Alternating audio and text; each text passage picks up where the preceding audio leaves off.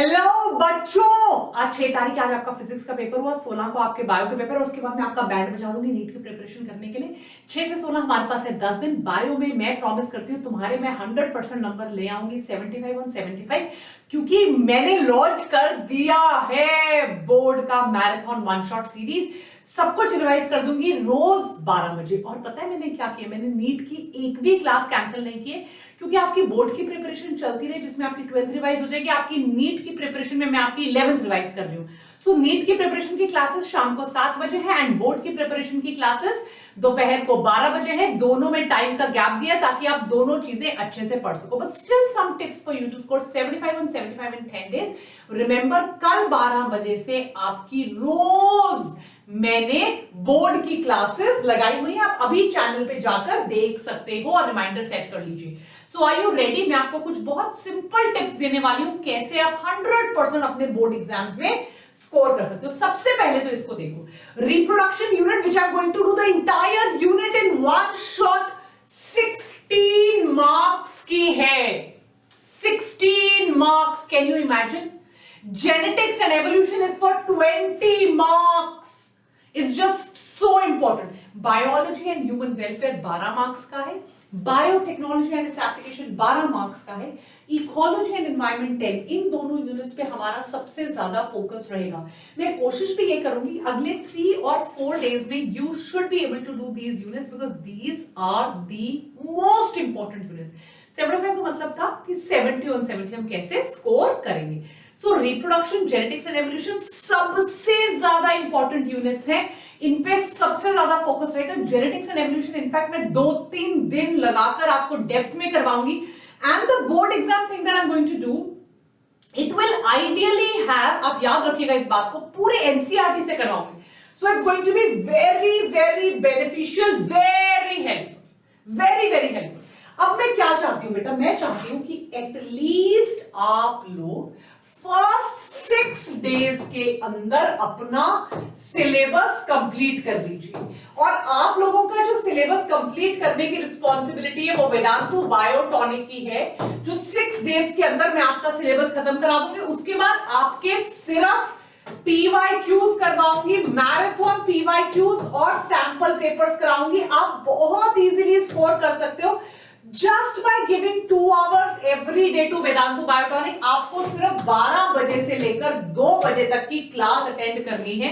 इसके अलावा आपको कुछ नहीं करना है, आपका सब कुछ सेटल हो जाएगा। पर इसके अलावा आप शाम को अपना नीट की फिजिक्स और केमिस्ट्री की तैयारी भी कर सकते हो। इसलिए 12 बजे से रोज मैंने बोर्ड क्लास की मैराथन लगा दी है, जो मैंने कभी भी पहले नहीं लगाई। आप लोग समझ रहे हो? Are you understanding my point? So important.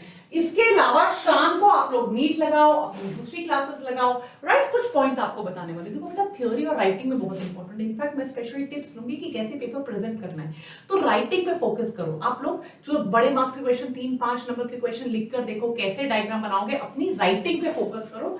Writing पे फोकस करना बहुत इंपॉर्टेंट है, बिकॉज आपके दिमाग के अंदर क्या है एग्जामिनर को पता नहीं चलेगा। बबल नहीं करना, आपने लिख के देना है। So your paper will have to talk to the examiner, right? Board type के जो क्वेश्चंस होते हैं, जो सैंपल पेपर्स हैं, जो 10 इयर्स के सैंपल पेपर्स हैं, किसी भी पब्लिशर के आप ले लीजिए, दुनिया भर के ऑनलाइन ऑफलाइन अवेलेबल हैं। कई बच्चे भावनाओं में इतना बह जाएंगे कि यार वो बड़े क्वेश्चन करते करते 1 मार्क वाले सारे क्वेश्चन छोड़ाएंगे। सो टाइम मैनेजमेंट में कोशिश करो कि एटलीस्ट आप 1 या 2 मॉक सैंपल पेपर्स दे दीजिए। लिखना बहुत पड़ता है, बायो में डायग्राम भी बनाने पड़ते हैं, कई बार कई चीजों को अंडरलाइन भी करना पड़ता है। तो 10 और 1 के बीच में इंग्लिश का जैसे आप लिखते थे, मैथ्स का आपने सॉल्व किया होगा, वैसे आप प्लीज बैठ के सैंपल पेपर्स को सॉल्व कीजिए, so that your time management improves। आपका एंड में जाते जाते कई बच्चों का पेपर इतना गंदा होता है, नॉन लेजिबल होता है, एग्जामिनर पढ़ने में इंटरेस्टेड ही नहीं होता उनका पेपर, और इनके नंबर कट जाते हैं।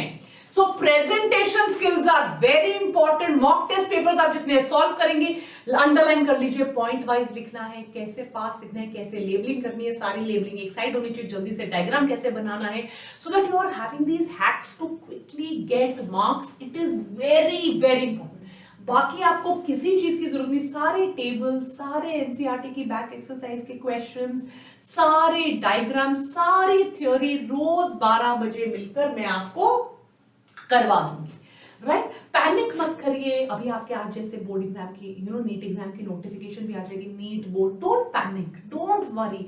7-8 घंटे रोज सुबह पढ़ाई करो। अगर पैनिक करोगे तो ना तो बोर्ड एग्जाम में नंबर आ पाएंगे, ना नीट में नंबर आएंगे। कॉन्फिडेंस को मत लूज करो, पैनिक मत करो, आराम से करते चलो, राइट। कुछ नहीं होता, कई बार मन में होता है हाई मैं बोर्ड एग्जाम के लिए पढ़ रहा हूँ, ड्रॉपर बच्चा तो नीट के लिए पढ़ रहा है, वो मेरे से आगे निकल जाएगा, मैं पीछे रह जाऊंगा। क्या कर सकते हो आप, right? There's nothing that you can do right now, so don't panic, don't get sad, don't get upset, don't worry, don't take stress. अगले हफ्ते 10 दिन का रह गया, उसके बाद आपके भी खत्म है एग्जाम।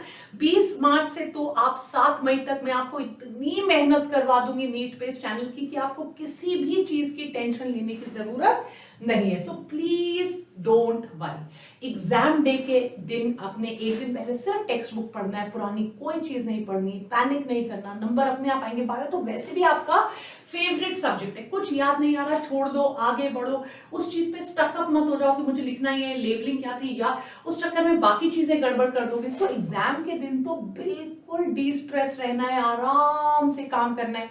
अभी है हमारे पास 10 दिन, मैं आपको बहुत इजीली बता दूंगी क्या करना है, राइट। सो टेक केयर मेरे बच्चों, एंड रोज 12 बजे का लेक्चर आप लोगों ने जरूर अटेंड करना है, प्लीज अटेंड करना है मेरे बोर्ड वाले बच्चों। एंड ऑब्वियसली 7 PM तो एक दिन थ्योरी एक दिन एमसीक्यू, नीट के लिए 7th मई तक नॉन स्टॉप चलता चला जाएगा। Take care, God bless you, bye.